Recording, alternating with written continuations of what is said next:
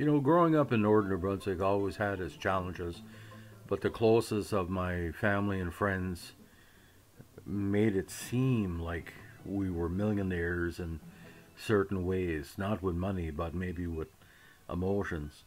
Now, on a regular basis, all the young kids in Gravel Hill and some from Murchie Settlement would gather at a local ball field or half ball field that had the weirdest configurations that you'll ever see. It wasn't really a baseball field, and it wasn't really a softball field, and it wasn't even a football or floor hockey field.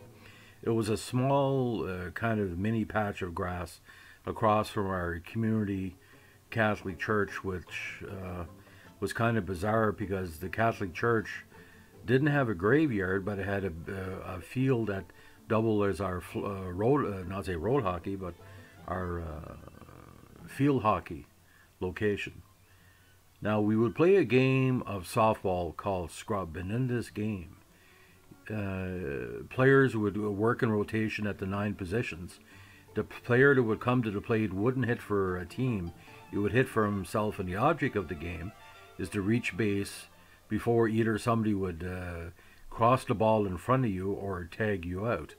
Now, in this case of scrub, most of the softballs we used weren't the best regulation softball you could buy. They were misshapen and almost broken from the aluminum bats and wooden bats we were using, and most of the wooden bats we used hockey tape to keep them together. And the funny part about this, there was no sliding in our games of scrub, which was called, because home plate was a telephone pole.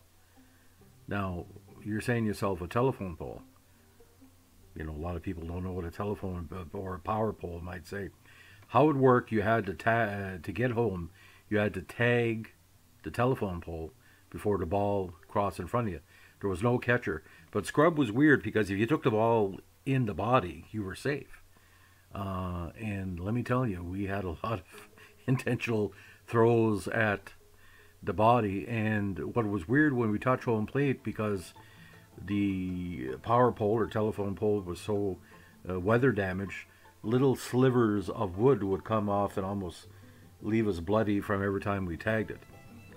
And as my new book will be published in the future will be called, that will be the title of the book, Home Plate Was a Telephone Pole.